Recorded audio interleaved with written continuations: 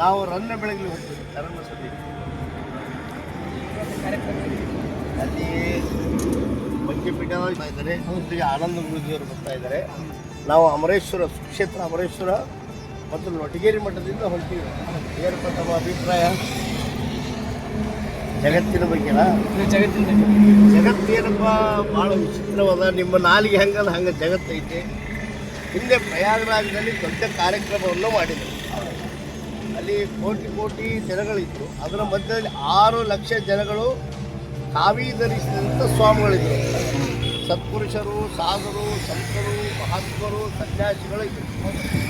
6 ಲಕ್ಷ ಕಾವಿ ಧರಿಸಿದಂಥ ಗುರುಗಳನ್ನು ಎಲ್ಲವನ್ನು ಬಿಟ್ಟು ಅಲ್ಲಿ ಮೀಡಿಯಾ ಮತ್ತು ಮೀಡಿಯಾದವರು ಯಾರನ್ನ ಹೆಚ್ಚಿಡ್ದಂದ್ರೆ ಆ ಕಣ್ಣಿನಲ್ಲಿ ಒಂದು ಆಕರ್ಷಣೆ ಉಳ್ಳಂಥ ಮೊನಾಲಿಸನ್ನ ಸೆರೆ ಹಿಡಿದು ಅಂದರೆ ತಮ್ಮ ಮೊಬೈಲ್ನಲ್ಲಿ ಅವ್ರನ್ನೇ ಹೈಲೈಟ್ ಮಾಡಿಬಿಟ್ಟು ಈಗಿನ ವಿಚಾರ ಅಂತ ನೀವು ಕೇಳ್ತಾರೆ. ನಿಮ್ಮ ಹೆಸರು ಏನು? ನಿರ್ಪಾದಿ ಗುರುಗಳೇ. ಈಗಿನ ವಿಚಾರ ಸಂಗೀತಕ್ಕೆ ಆದ್ಯತೆ ಕೊಟ್ಟಿರ್ತಕ್ಕಂಥ ಗುರುಪುಟ್ಟರಾಜ ಪಂಚಾಕ್ಷರ ಗವಾಯಿಗಳ ಆಶ್ರಮ ಗದಗಿನಲ್ಲಿದೆ. ಯಾರೋ ಹೂವಿನ ಬಾಣದಲ್ಲಿ ಅಂಥೇಳಿ ಒಂದು ಪದ ಆಡಿದಕ್ಕೆ ದೊಡ್ಡ ಹೈಲೈಟ್ ಮಾಡಿದ್ರು. ಹೀಗಾಗಿ ಸಂಗೀತಕ್ಕೆ ಎಲ್ಲಿ ಬೆಲೆ ಇದೆ?